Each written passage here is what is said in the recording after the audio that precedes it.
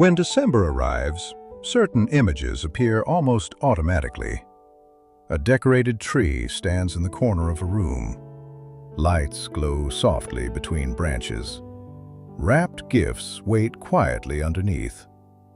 These scenes feel timeless, as if people have always celebrated Christmas this way. Many assume these traditions come directly from the Bible. Others believe they have existed since the earliest days of Christianity. But the truth is more surprising. Christmas trees and gift-giving feel ancient, yet the forms we recognize today are the result of centuries of change, borrowing, and reinvention. To understand them, we must step away from the nativity scene and look instead at forests, markets, and ordinary homes. Long before Christmas trees entered living rooms, evergreen plants already held deep meaning. In winter, when most trees lose their leaves, evergreens remain alive and green. To ancient peoples, this was powerful. Evergreen branches were brought indoors as symbols of life surviving darkness. They represented endurance, protection, and hope. Romans used greenery during winter festivals. Northern European cultures decorated homes with fir, pine, and holly during the cold months. These practices were not Christian. They were seasonal. They expressed a simple human idea. Life continues even when the world feels still. The Christmas tree as we know it did not appear overnight. Its roots are often traced to Germany around the late Middle Ages. At first, decorated trees appeared in public spaces, town squares, guild halls, and community celebrations. Later, they moved indoors. Families began bringing small trees into their homes and decorating them with apples, candles, and handmade ornaments. These early trees were not universal Christian symbols.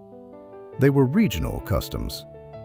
Only centuries later, through migration, trade, and cultural exchange, did the Christmas tree spread across Europe and beyond. What felt like tradition was, in reality, innovation. The Christmas tree became truly global much later than people realize. In Britain, the tree gained popularity in the 19th century, partly through royal influence. Illustrations of decorated trees in royal households captured the public imagination.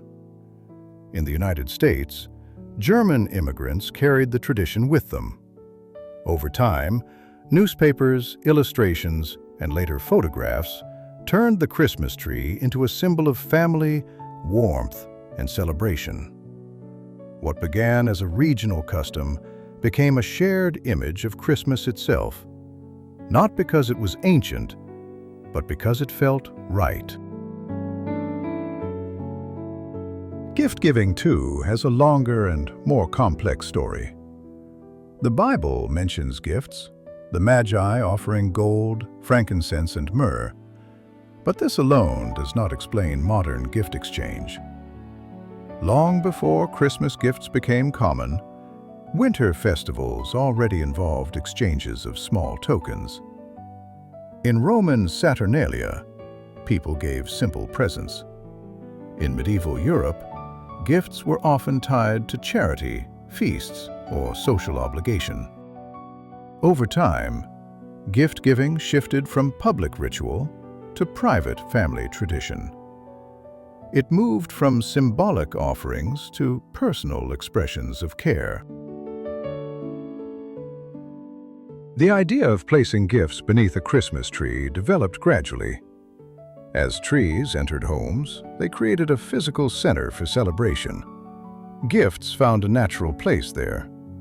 This change also reflected a broader shift in society.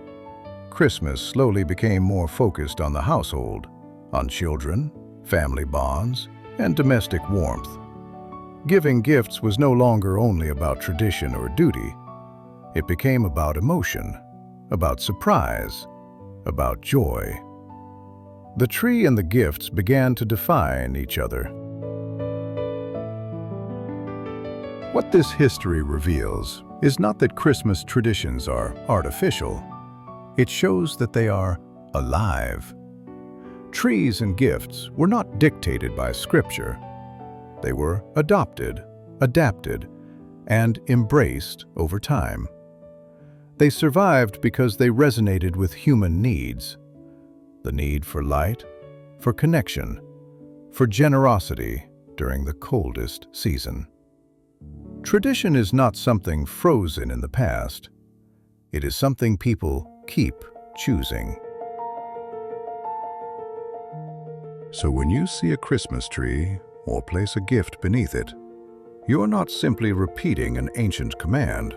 You are participating in a tradition built layer by layer, generation by generation. A tradition shaped by nature, culture, and emotion. And that brings us to the final question of this series. If so many Christmas traditions were shaped by history and humanity, what about the figure who seems to stand above them all? The man in red, the bringer of gifts, the symbol recognized around the world.